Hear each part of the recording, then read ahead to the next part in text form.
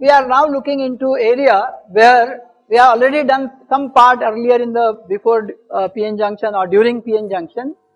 If light shines on materials, what happens?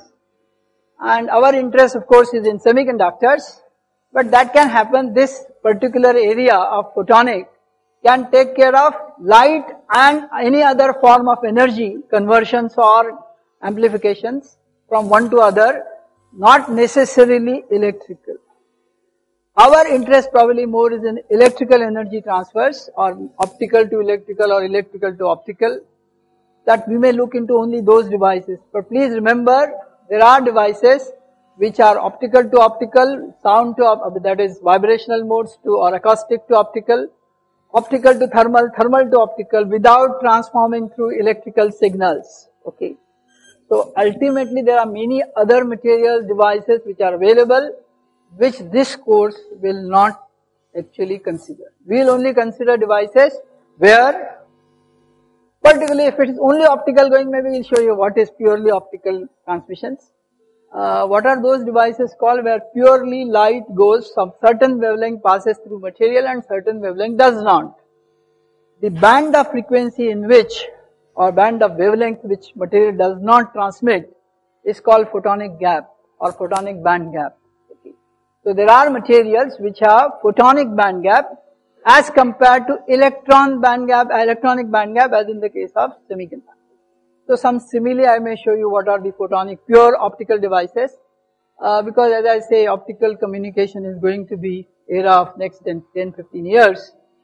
So probably you must at least have some introduction to that. If you really are interested, your undergraduate 4th year some electives will be running, take those courses, do graduation, PhD karo, fiber mein karo, optics mein karo, more interesting, okay. So let's start with this. So there are variety of ways. First kind of devices we say optoelectronic.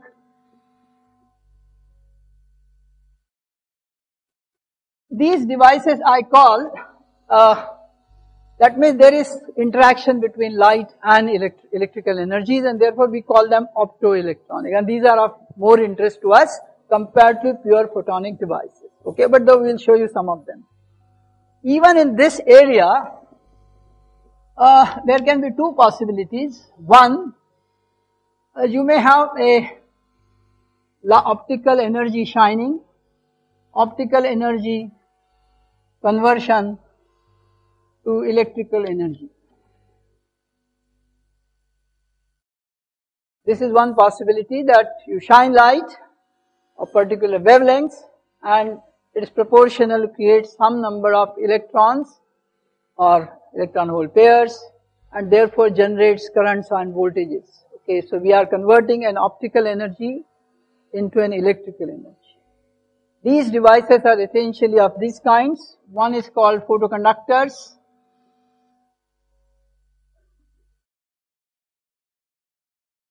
The other is photoconductors are also in a way photodetectors, so but these are I separately call photodiodes. But less, not very so much used by general electronics people, and this is the most important device of today, solar cells. Probably you are not aware, or you may be aware, the people believe that the fossil fuels will end by 2090, the rate with which we are going, the rate with which we are increasing the use of fossil fuels. So if that happens within your century time, it is within your own time, you may have to live in a dark era, okay? Because then there will not be any source of energy otherwise, unless, of course, and which will happen I am sure, some of you will find something different and may come out with some other energy sources.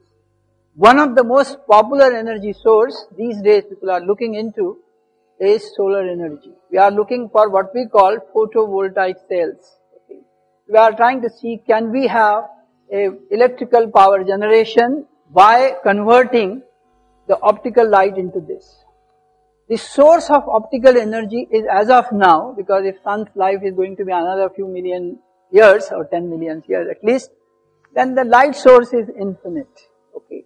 And therefore probably till this earth survives, there will not be dearth of optical energy received by us. The second possible energy source from the sun is hydrogen. Okay. So we are now trying to see, can we harness hydrogens now. So there are possible shuttles in which they will go to atmosphere and may collect hydrogen now. There is a possibility. The cost is prohibitive right now. So one doesn't know whether this will happen. In my lifetime, certainly not. In your lifetime it happens, it's great for you. Okay. Alternatively, of course, the chemical people are trying using hydrogen conversion to electrical energy, and hydrogen is released there. So it's a law of thermodynamics is getting as if violated. I have a hydrogen convert into part of electrical, and again hydrogen is released. Great. If that happens, thermodynamics people have to revive their maths or their thinking also. Okay. Of course, there is catchword there, meaning some other day. So these are possible energy sources. The major one right now is solar cell. Solar cell was not found in 2000 or something, from 1856 or something. So it was not that people didn't know it. So what was that stopped us not working with it? Two things were actually stopped us. One, of course, the materials which we were looking earlier, copper oxide combinations or cadmium sulfide combinations, or then later in 2000 odd years we started working on tin oxides, other semiconductors we started looking, and we figured out that the amount of what we call efficiency, amount of conversion of X to Y is so low that the cost of making will be larger than everything else. So we say, Arey Baba Jane. Okay. But now the situation has come that you want to have everything electrically connected, you need huge megawatts and megawatts of power. So I think one of the possibilities is you pay some 100 rupees per watt, kilowatt hour energy, but have it, at least you have it. If you are government servant, one thing good happens in government. They are dearness allowance. So it's not proportional. We keep on increasing some money for compensation. It never compensates, it fools you, but that's the way government works. Okay. If you are private, you can always fool others, okay, which is always true. Okay. So most of the research of now, and probably for your information, the first kind of solar cells were called first generation solar cells, and the current effort is second and third generation solar cells. There is a photovoltaic center in IIT Bombay, run mostly in the energy system department, and many of my colleagues are members and maybe head of Prof is the head of that center. So we are more looking from solar cell side that how electrical properties can be better used. The other people who will be interested in solar cell area or solar energy area will be mechanical, because they say heat is anyway available. So I can use directly heat. Using heat, you can boil the water, run turbines, and again you can generate electricity. So at the end of the day, there are many ways of converting from optical light into, we will concentrate on photovoltaic, because our semiconductor area, so not that we cannot learn other things. There are many more interesting things that are happening across. We are now looking for third generation, we are looking for liquid semiconductors. Okay. For example, take a brush, paint on some polymer, and see to it this acts like a solar cell. Okay. People are trying very hard on that. Okay. So these are called third generation solar cells, and there are many such things will happen. The best major interest right now is when I paint it, how fast it actually solidifies. Okay. And that's very game right now happening. If you heat it, it loses property. If you don't, it doesn't dry up. So what is the way? Okay. So there are, as I said, these are all introduction to you all, because you probably never want to learn anything like this. So I thought at least to start with, I'll tell you why we are really looking for photovoltaics once again, because there is no other go. Okay. There is no other go. Okay. However, I must tell you the only country or countries rather which have done very well in optical conversion to voltages are Germans and Japanese, and least of it to US. Because US feels they can always go to a war, pick up oil from somewhere and always continue their generation of powers. Okay. Whereas other countries do not have other wherewithals with them, so they have to fight out themselves. They are trying to go this 2860 megawatts of power is maximum generated by Germany, followed by 1350 or some megawatts by Japan. The rest are all below 100. Okay. India is 10 megawatts. That's the India. So why I am saying all this, because I am expecting some of you Not to just look for banks, because banks will be closed, to no ATM, no nothing, because there is no power. So look for something for your own survival, work on photovoltaics if that helps. Okay. No, I'm just making fun of it, but that's it. So these are the one kind of photo devices which are of interest, that is conversion of optical energy into this. How many photons will be required to how much current or voltage I generate? This is called efficiency. Okay. How much? This energy to that energy is 100% ideal. Nothing is ideal. So obviously how much maximum I can get is say 23% in all solar cells maximum available right now. Most solar cells which you use in the actual terrestrial applications are of the order of 12 to 14%. Okay.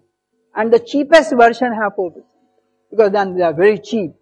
You can actually put many number of them, and then you say, okay, I have saved the money, X into Y into Z product you can optimize. This is the way game is going on. Why India? Because India has 6 months this highly intense light available to us. If we convert that, most of it, I think we will be one of the topmost countries other than Africa probably. Africa doesn't do right now anything. Hopefully they will. And then we will be the richest in megawatt conversions. So a lot of effort is required. Though theoretically, which I will show you now, we have already learned part of it. We just thoda sa maska laga ke aur acha dikha denge. But that's what solar cell is all about. Okay. So, but then why people couldn't do better? That couldn't do better, I always say 10% of the effort takes you to the 90% of success. And it requires your next 90% of effort to get the remainder 10. Indians are very good at first 10%. That's what all about us. So look for that less 90% so that we will be the richest power manufacturers in the world if some of you decide to work very strongly in this area. Of course, I'm not advocating that you take project only there. I'm just trying to say this is very fertile area, though academically it doesn't sound great because not very much is unknown there. But to control it requires technological skills. And I think skills is what we are lagging probably. That's why we haven't reached anywhere. So let's look for the one kind of this. The other possibility is electrical energy into light energy. Among them, these are very famous devices. The most commonly used device is light emitting diode.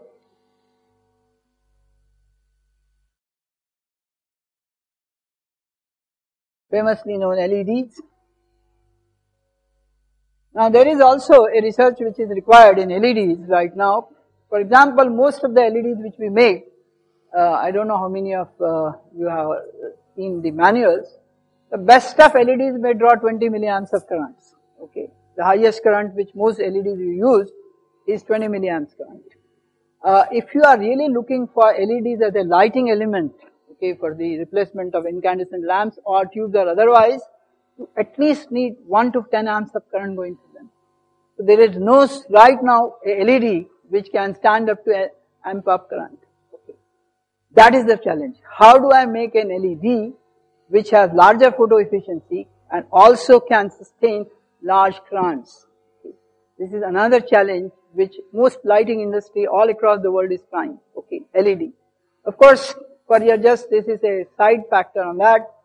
Most of your family these days will have an LCD display. I don't have, so I don't know how it works. Probably I know how it works, except on my computer LCD display.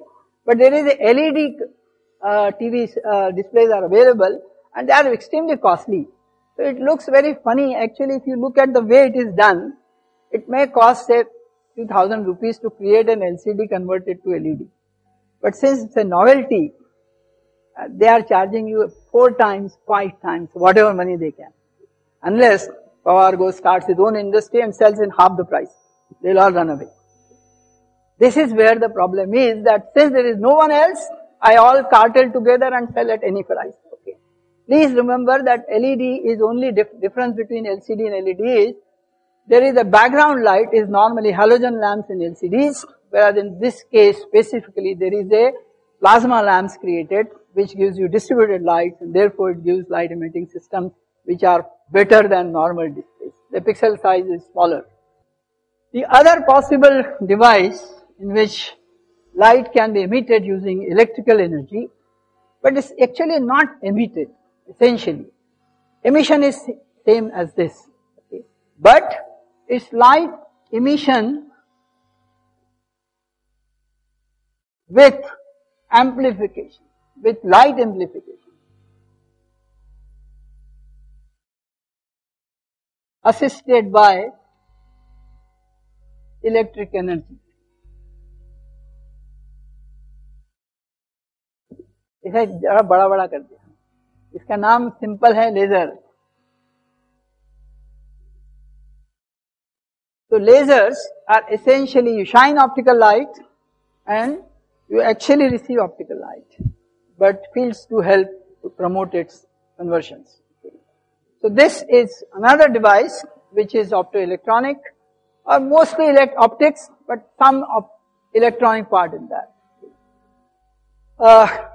Is that clear? So LED and these are not same but similar. Is that clear? The advantage of compared to this that here you get the energy of photons which you will receive. You will get multiple such same energy photons, are called in phase components. Most photons these are in the same wavelength. Okay. So since they will be same wavelength, they will travel in the one direction, therefore it's called coherent. So they give coherent light. That's why focus beams. Okay. Whereas light emitting diodes have all dispersions with them and they diffract out everywhere. Okay. So their pattern is non-uniform and therefore intensity is lost in many cases. Okay. So these are advantages, very cheap compared to this, but even here there are solid state lasers and there are gas lasers. You can do the same operation in gases as well, like neon gas lasers or argon gas lasers, nitrogen gas lasers, whereas we will look into only lasers, which is solid state or specifically semiconductor lasers. So these are two aspects. So what exactly things happen?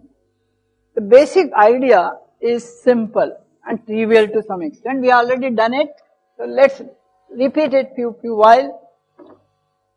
I have two energy states, okay, E1 and 2. Let's say E1 is a ground state, so most of the atoms in a crystal or solid will remain in the ground state at room temperature. Then, by some mechanism, I don't know why they show it like this, I don't know, but okay, H nu 1 2 एक photon डाला, where nu 1 2, H nu 1 2 is essentially E2 minus E is equal to H nu, so which is Einstein relation. Someone said it's not valid, it's 100% valid, even now, whatever people are talking. So, H nu 1 2 is transition from E1 to E2 or E2 to E1, it's H nu 1 2, where nu is the frequency and H is the Planck's constant. So if I shine a light or optical energy, and let's say here is an atom here, and this light is absorbed by this material. If this light, a photon, is absorbed by an atom in the ground state, since it acquires this much energy, it actually goes from state E1 to state E2. This is called excited state. This is first possibility that if you shine light, atom may get excited, higher energy state and reach there. There is a possibility, if you remove the light, or even if you see the light also there is a possibility, that we'll see later. You are in this state, this is say, before state is now existing, this is now before state, and you have removed light now. System doesn't like excited state. The system wants to return to equilibrium. So this atom goes back to ground state. And in doing so, it loses its energy E2 minus E1 in the photons, this, which is of this nature. So you absorb the light and you emit the light. So there are two processes I shown. One is absorption, the other is emission. Now this is basis of all the devices I am talking is only on these two names, absorption and emission. Okay. Now, if the devices, first devices which were listed are basically based on these principles, absorption. Okay. The second devices which I said the light emission is essentially based on second principle, an excited state, atom goes back to, in case of semiconductor we say electrons are energized and they lose energy back to release this energy equivalent of photons of this wavelength. Okay. So obviously if you see very clearly that the two classes of device which I just listed are essentially because of equilibrium has to be attained. If you keep shining, yeah, more atoms will go there. It gets populated more and more. However, there cannot be any reason that all the atoms from this tree will go to this, but there is, this is called non-equilibrium, unstable state. System will like to return to stable state. If not stable, which state it will like to? Steady state. Is that correct? So that means there will be some kind of mechanism which will try to bring them down. So at a given time there will be some N1, some N2 at a given energy this, but they will be then maintained. That will be called as steady state. Okay, so basically what we have learned so far in semiconductor theory is still very much valid in the case of optoelectronic devices. Is that clear? The two mechanisms which I just listed here are essentially following these two possible systems, and as I keep saying, obviously now there are more possibilities exist and those are of more interest to us. Okay. For example, let's take a semiconductor. You have a EV, EC, and you have a bound electron here, and I shine a light, okay, call it H nu equal to Eg. Sorry, I said it equal to H nu, a photon is shining on this system, okay.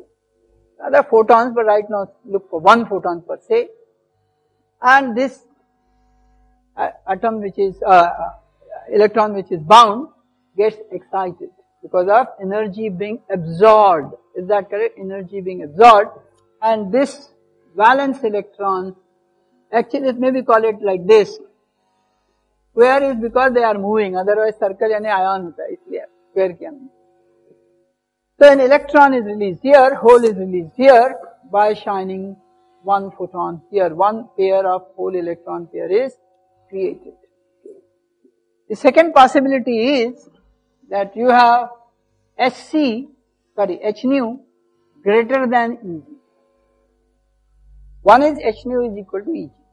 That is the scale. If H nu is greater than Eg, this will go somewhere here.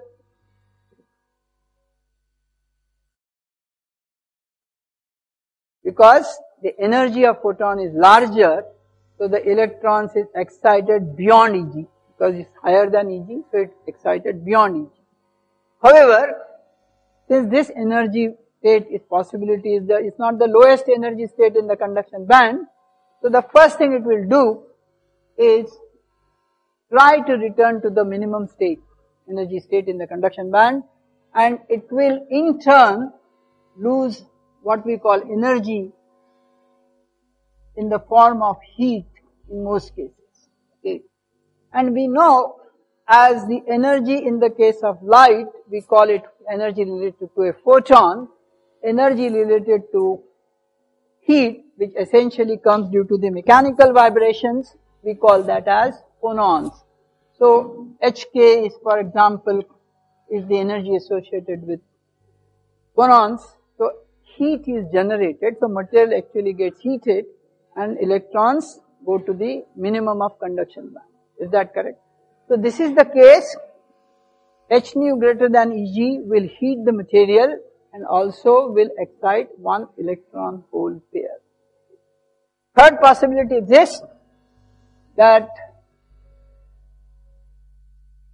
SC h nu is less than Eg, so an atom may actually reach here. Now, since it has no state there and you are excited, so immediately it wants to either jump to the conduction band if it has some trap level which can trap it. If not, it will return back to the valence band. So if there, that means there is no absorption if there are no traps or there is no other way electron can be sustained in the band gap. So it returns to the conduction valence band immediately and we say system is as it was, okay. So that means there is no absorption. So the first case, there is an absorption creating EHV pair. In the second, there is an absorption, emission of heat or phonons, and then the fourth possibility is that this excited electron here, because, and you continuously put shine or otherwise, it wants to return back, this was a negative charge, it returns back and instead of this, it combines and forms the back bonds as they were quantum connections, and as soon as this much energy is released, so h nu is now equal to Eg. So you have a wavelength of light. Now this is an issue which is very important for us because you can see from here, the issue is if it is returning, which process is allowing it to return? Recombination. We already learned that. Okay. Which method is creating whole electron pairs? Generation. So we have a generation term, we have a recombination term. As we did earlier, we can bring back that theory again and say, okay, emission or absorption is essentially related to generation and recombination, and that we have done. Now what we do in the case of solar cell, which we'll see soon, we are trying to do some interesting thing. You have a PN junction, okay, and I shine light, okay, I shine light. So what it will do in the depletion layer? Everywhere, but in depletion layer, whole electrons will be separated because there is a built-in electric field. Is that correct? Rest places semiconductor is neutral, so more unlikely that they will. Now if you want this whole electrons be separated close to the two contact which I keep here, how much should be this region? Very little, because by that depletion layer should be very close to the upper contact, so that as soon as electrons or holes come out of that, depends on the PN, N or P, they should be taken by the contact out. Is that correct? This is where the technology starts. How thin is the upper layer? Is that correct? How thin is the upper layer? If you put very thin, because there is an absorption proportion to volume. Is that correct?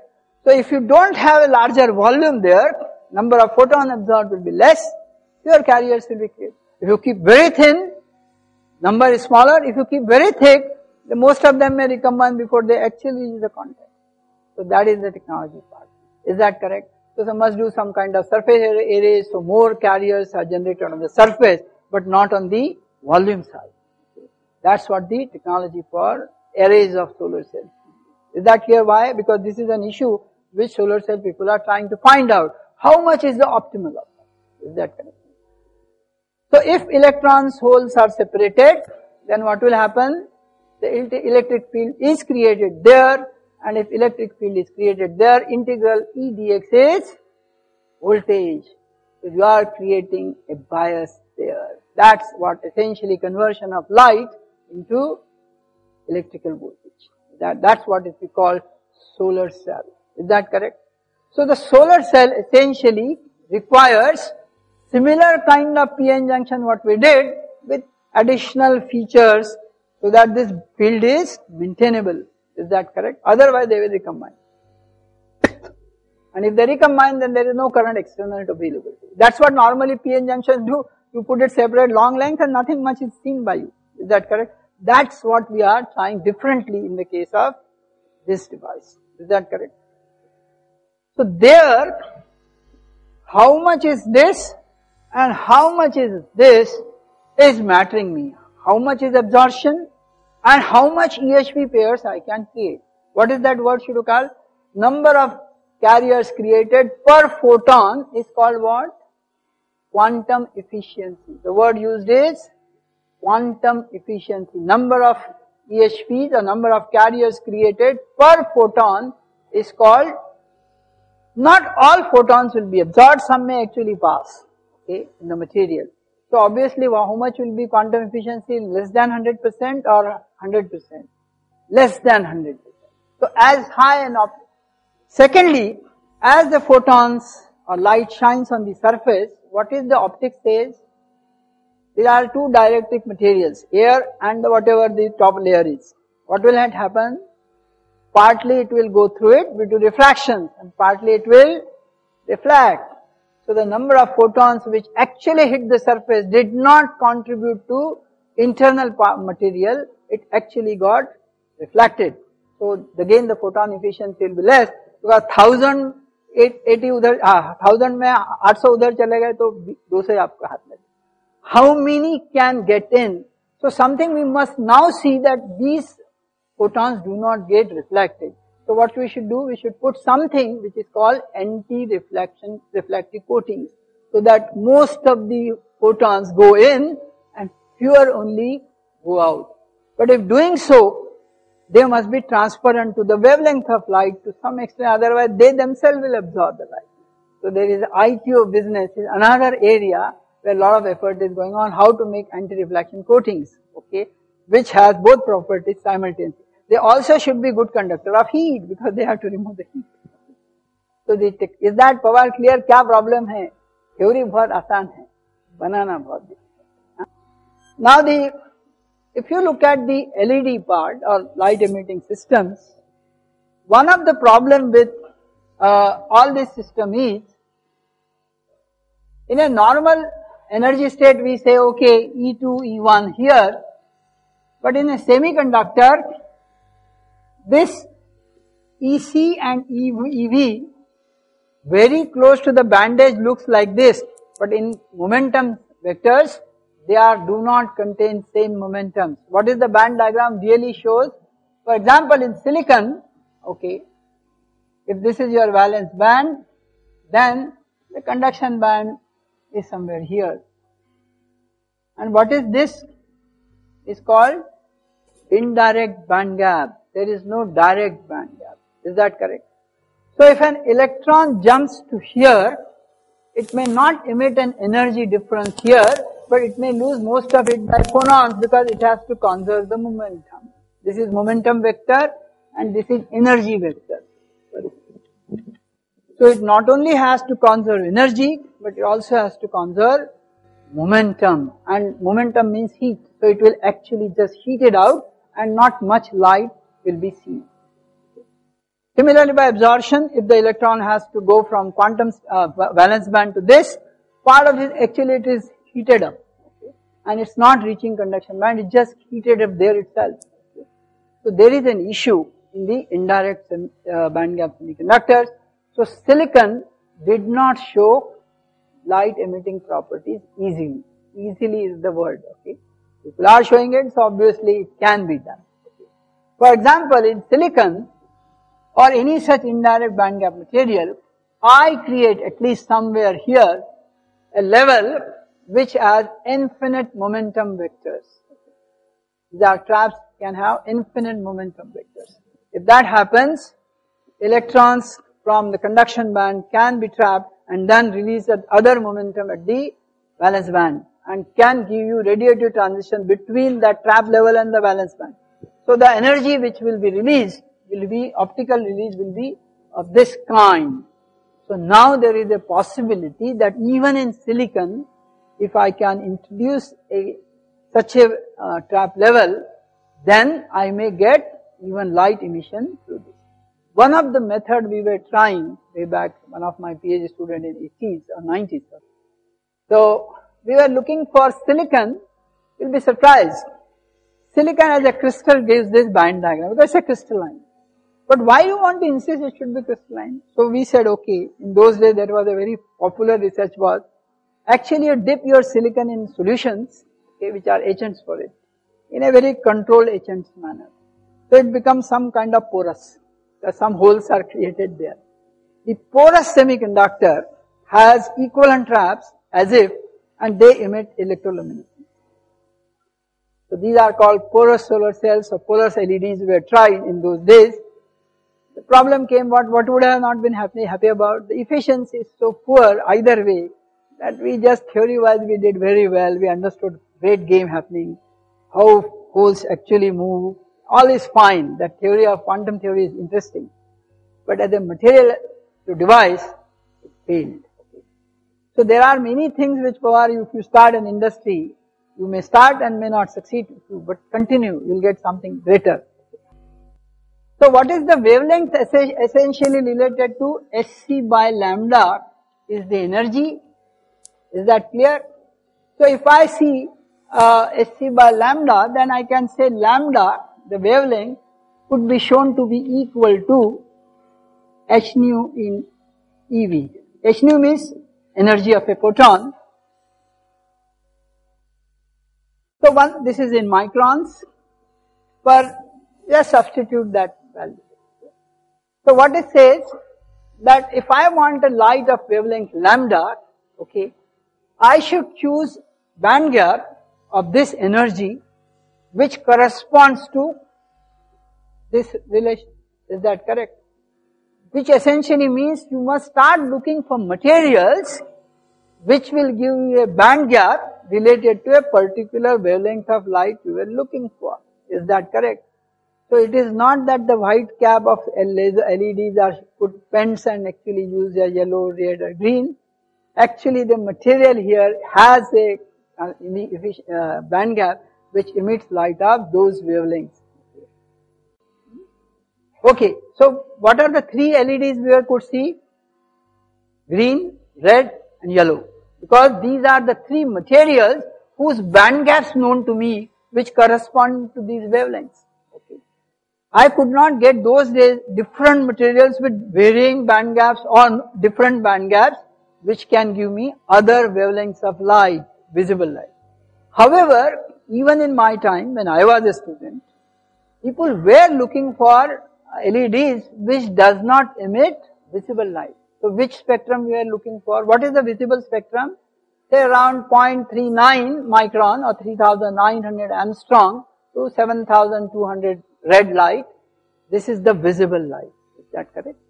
Now beyond visible, on the left to the blue side or violet side is ultraviolet, and beyond red is infrared. Okay. So we were looking for even then LEDs which are emitting infrareds or ultraviolets.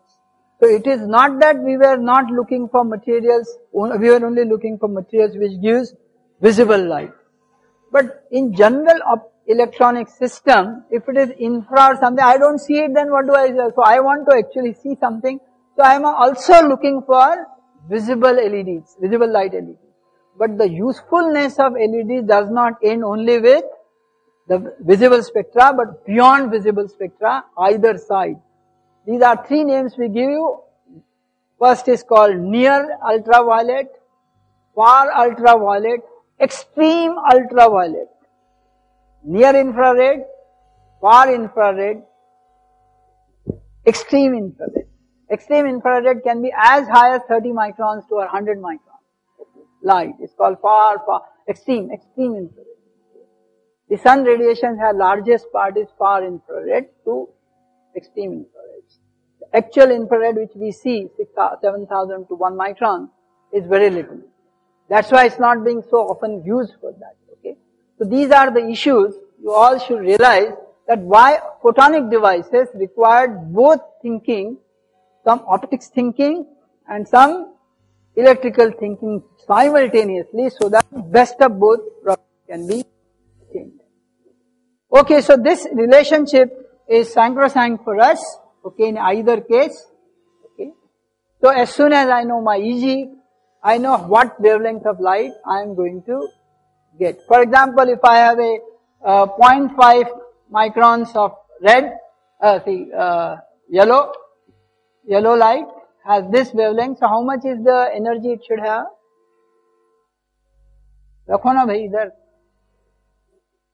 Lambda आपको 0.5 बोला ना, तो 2.48 EV का band gap का यदि material हो तो this relates to EG of 2.5 और समथिंग. इस ऑर्डर का यदि बैंड गैप मटेरियल मिला तो indium, aluminium, arsenide or some such compound materials where I can adjust my band gaps, I can probably create lights of different wavelengths. Is that clear? The game in LED is to search for materials whose EG is known to me by my design, of fabrication design, and then I can create a light of my choice. Is that clear? This is what all LED people are looking for. Okay, आपको ऐसे थोड़ा spectra बता देता हूं क्योंकि आपको थोड़ा idea होना चाहिए इसलिए. 0.39 is and above is violet, greater than 0.455, all in microns, huh? Sorry if I don't write. This is blue. What does this mean? Between this and this is the violet, between this and the next is the blue. Okay, maximum, minimum. 0.492 starts green. 0.577 starts yellow.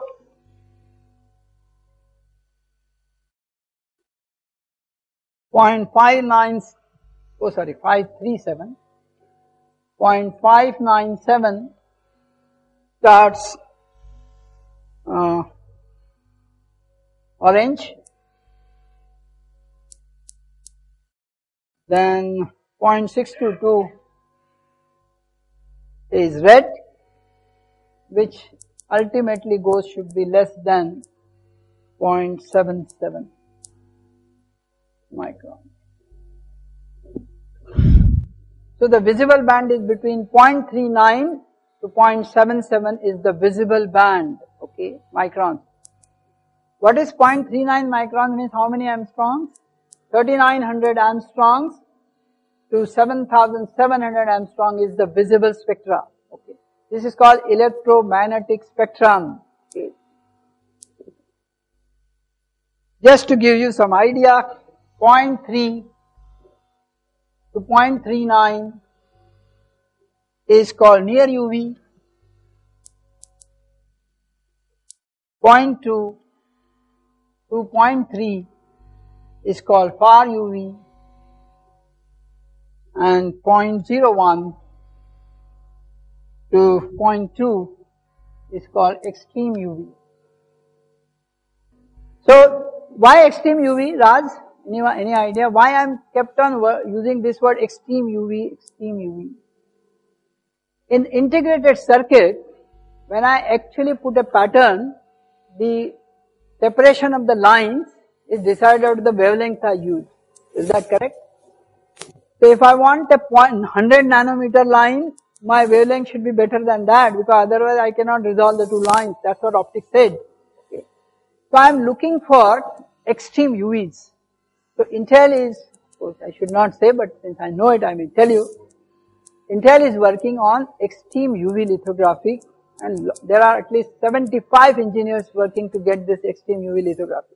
Okay. That's why I am telling you why extreme UV. Okay. Light from source, use up to lithography is major worry right now. Okay, last word before we quit today. 0.77. ये थोड़े से number याद करो क्योंकि ये optical spectra है, अभी optical communication करोगे आप लोग. 0.77 एक मिनट बस to 1.5. ये कौन सा बैंड है? नियर आया.